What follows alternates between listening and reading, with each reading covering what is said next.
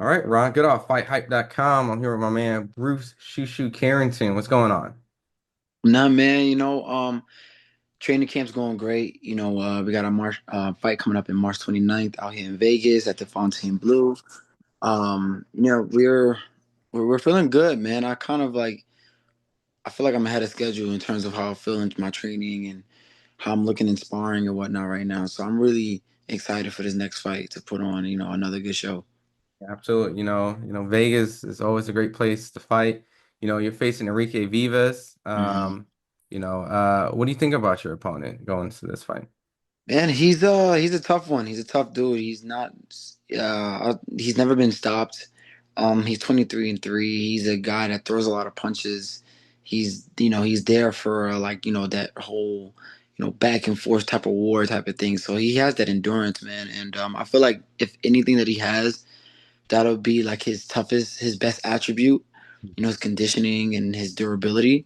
Um, but to be honest, I feel like he doesn't really, pose enough of a challenge to, how can I say,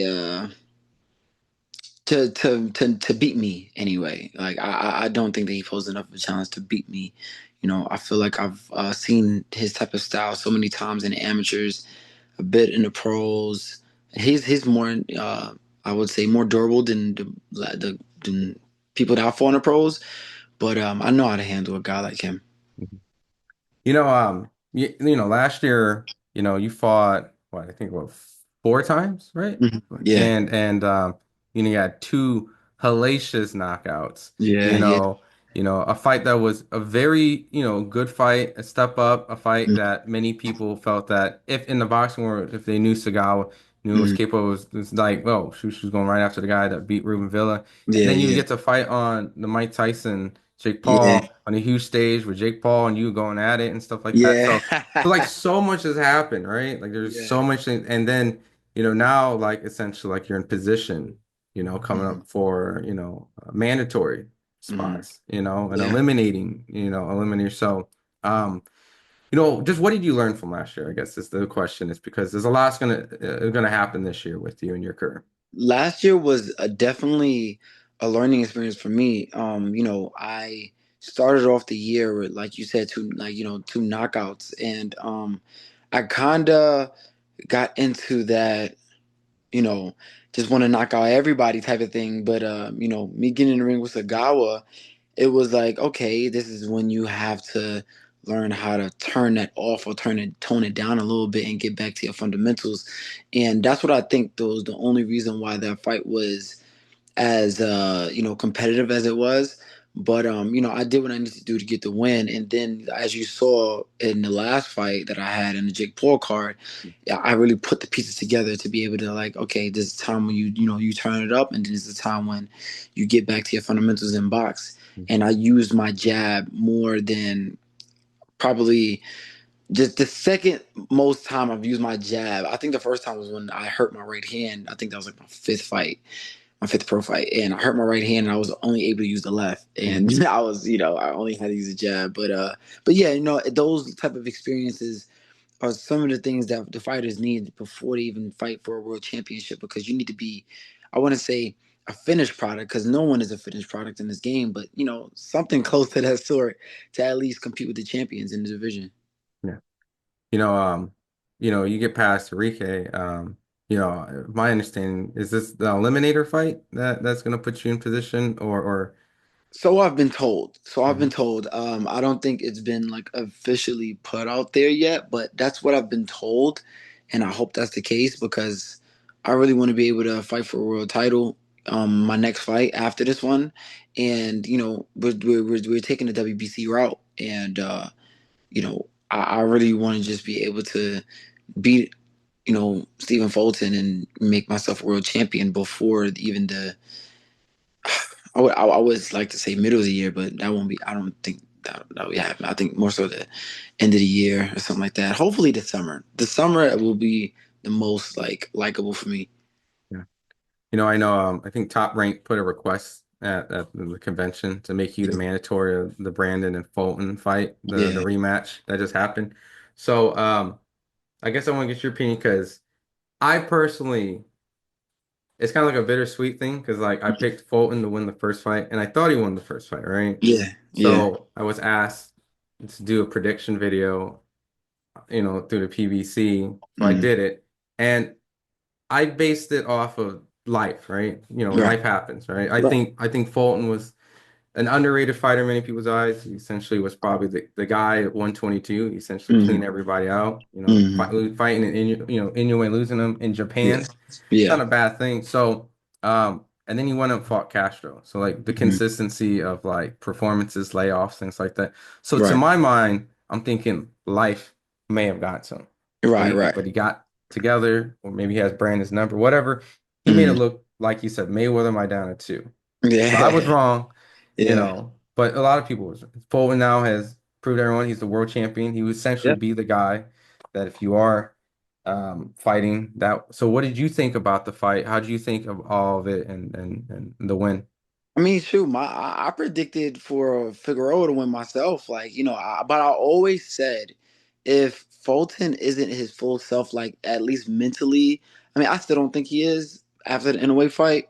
But like, if he's not, at least like a little bit slick, if he's just showing too much respect and gets caught with like little silly shots here and there, then I would see Figueroa winning. But if not, then I had Fulton. But I did feel like the first option was gonna happen most yeah, it was gonna happen. I felt like it was gonna happen because like you said, life, you know what I'm saying? And on top of that, like Figueroa, he was the more established featherweight at the time. He had probably like 4 fights already before even fought Fulton at featherweight. Fulton, that was his second fight at featherweight. And I felt like he didn't look at his best against Castro, and then the fight before that was Inoue. So I didn't feel like the confidence was really on his side, but I feel like he just knew the type of fighter that Figueroa was, and it was just easy for him to figure out. And Figueroa doesn't really change up too many things. If Figueroa is able to tire you out, then you'll be having a long night. But I feel like Fulton, he did well in terms of picking the shots, boxing pretty well. He had little lazy moments here and there, but he did what he had to do to get the victory. Yeah. I told him, granted, I thought his best win was Brandon's in the first fight with Brandon. I told Hmm. him if he wins the second time, it's a better win because of what he Yeah, had to yeah, overcome. definitely, definitely. Do you feel like now Fulton, like, this is the best version of Fulton? Confidence, experience, like overall, is this the best version of Fulton? Nah, I don't think so. Really? I don't think so. I've seen more from him Hmm. in his past fights than I've seen recently. I feel like he's gone through certain adversities, and he's definitely come out of it, and so that's something really great to see him do. But in terms of him being his best self right now, I don't think so. I don't think so. Something's missing. Something's definitely missing. I feel it, and I just I don't know. I think the Inoue fight probably like took something out of him. I think it's something it's not something that he can't get back. That confidence and everything. You can have a bit of confidence once you get like good 2, 3 wins under your belt. So, I feel like he'll have his second coming. And this might be a start. He's world champion again. Hmm. And the reason why I asked is because that win I think is best on his resume, and he has a lot of great wins. So Hmm. if you do get an opportunity to become his mandatory and the fight does materialize, you know, essentially I would ask like fighting Fulton at his peak, his top, that's best version, and obviously, you know, um, what do you think about that matchup between you two without breaking out strategy? Just Hmm.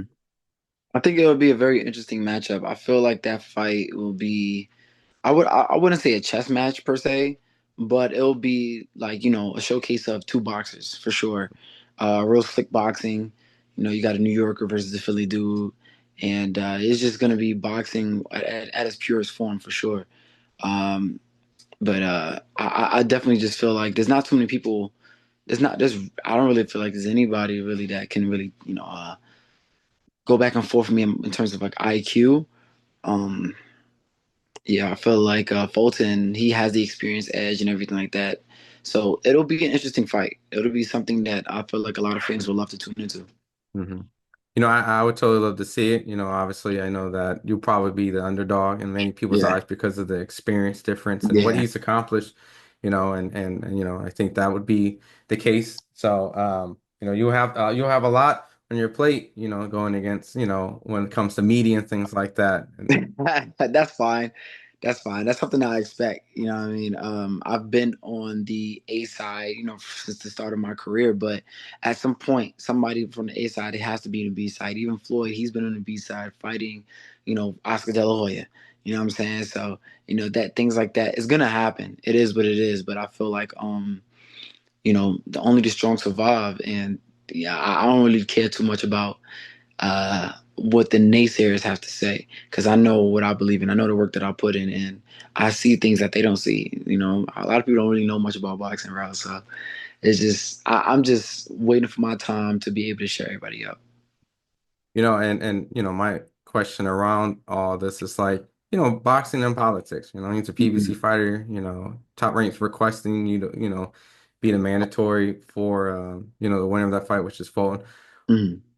Wouldn't it be easier like an Espinoza or guys or Angelo Leo, Hmm. or guys like that in top rank? Do you feel like Fulton is the best fighter in the division? Because he did beat one of them, Angelo, and I know Yeah. Espinoza has a good win against Robisi, the gold Hmm. medalist. So I mean, I guess two questions is, do you think Fulton's the best in the division now after the Figueroa win? And Hmm. and and do you think it's realistic, or you think you're gonna end up having a fight in-house with Espinoza and I feel like the fight with me and Fulton is very realistic. I feel like do I think he's the best in the division in terms of all of the champions? Not necessarily. Not necessarily. I think I like guys like Espinoza a little better, just based off his height. Um, uh, Nick Ball, that's a good fight. Him and Nick Ball would be a good fight. So I wouldn't really know would have ranked would have put that with between who's better between Fulton and Nick Ball. But I would say he's definitely probably like, if not one, two, number two in the division for sure in terms of like who's the best in terms of all of the champions.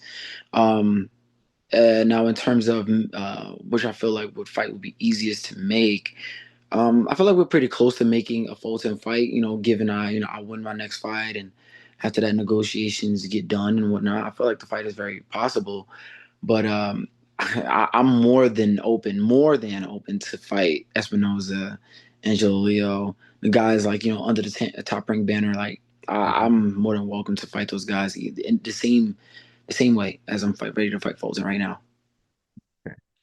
you know, um, looking into your training camp, I feel like, there's been some tweets that you posted out. Everyone knows you as like a nice guy. You know what I mean? Mm. Typically, um, when you have a switch, you turn it on. Yeah. But it's just like how like pretty boy turns into money. I'm not saying that extreme, right? But like, I get uh, it. The ego, it the alter ego. but is there a little bit more that might materialize out of this year when it comes to shining and showing your personality, or is it like you like being your authentic self and just and being viewed as that? I do like being my authentic self. Now, don't get me wrong, even if I become like I feel like I may become more vocal. But that's still me. That's still me. I mean, you guys are gonna continue to get to know me and get to learn me, each and every year. So it's gonna be more and more of my personality. You just be able to see as more cameras get to document me more and catch different moments and whatnot. Like like as you know, Ron, like I love anime. I mean, not a Hmm. lot of people know I like anime. I used to be such a gamer head, so Tekken and all that.